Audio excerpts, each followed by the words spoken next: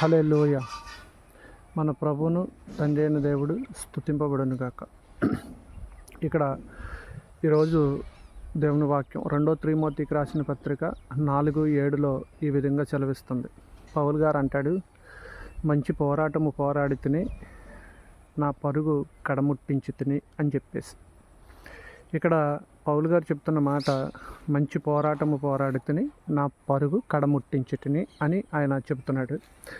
అయితే ఆయన మంచి పోరాటము పోరాడి నా పరుగు కడముట్టించి తిని అని చెప్పేసి ఆయన ఎవరికి చెప్తున్నాడంటే, అక్కడ ఉన్న విశ్వాసులతోనూ ఆయన యొక్క సాక్ష్యము పంచుకుంటున్నట్టుగా మనకి అనిపిస్తుంది కదా.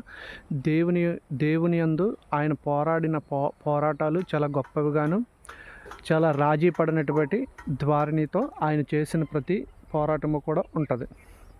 అనేక సార్లు ఆయన నిందలకి గురి అయ్యాడు, హింసించబడ్డాడు, అనేక మంది చేత దూషించబడ్డాడు. అయినప్పటికీ కూడా ఆయన ఎక్కడా కూడాను పోరాటంలో రాజీ పడలా. అయితే నేటి తరంలో ఉన్న మనము ఆయన్ని కనుక ఆదర్శంగా తీసుకుని ముందుకెళ్తే మనకు కూడాను ఆ యొక్క పోరాట పటిములు అనేవి మనం కూడా అలవాటు చేసుకోవాలి.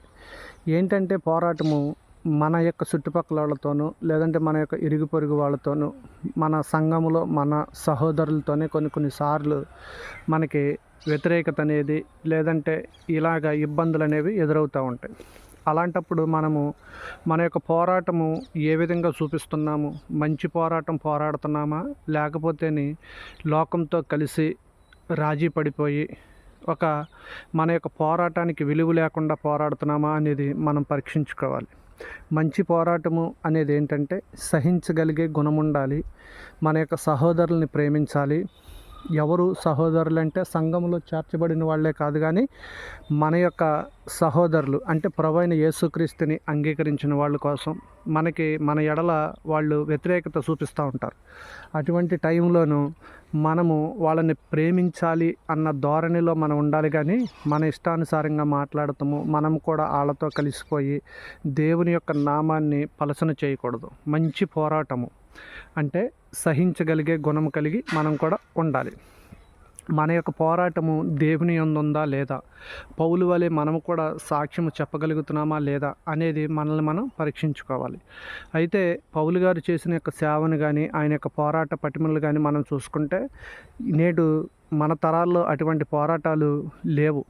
ఎందుకంటే మనమే పోరాడటం మొదలుపెట్టాం.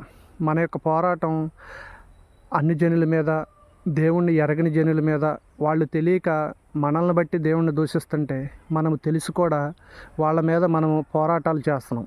ఏంటి మన పోరాటాలు ఏ విధంగా ఉన్నాయి అంటే, రోడ్డు మీదకి ఎక్కి మనము ధర్నాలు చేయటం, లేదంటే అనేక మంది క్రైస్తవ సహోదరుల్ని పోగు చేసుకుని మనం మాత్రం ఎందుకు శాతకాని వాళ్ళలాగా ఉండాలి, వాళ్ళైనా ఎదిరించేది తిట్టేదని మనం కూడా వాళ్ళతో పాటు కలిసిపోయి ఈ పోరాటాలు చేసి ధర్నాలు చేసి మనం ఏమీ సాధించలేం.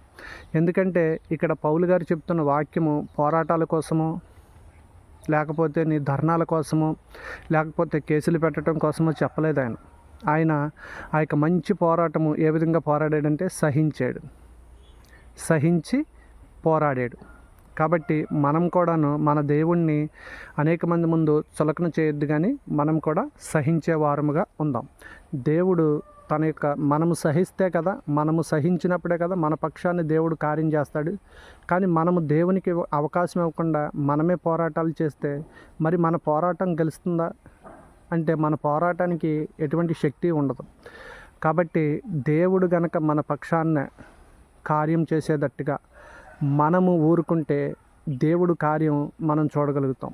అలా అని చెప్పేసి ఊరుకోవటం అంటేనే గొడవ జరుగుతున్నప్పుడు యేసు ప్రభువునే తప్పించుకుని తిరిగినట్టుగా మనం కూడాను కలహాలు రేపకుండా మన యొక్క పనిని మనం ముగించే అంతవరకు కూడా ఎడమకు కానీ కుడికి కానీ చూడకుండా దేవుని యొక్క ధన్యత పొందుకోవటానికి సహించే వారముగా మనం ముందుకెళ్దాం. దేవుడు తన పరిశుద్ధమైన మాటలు మన కొరకు దీవించును గాక. ఆమేన్.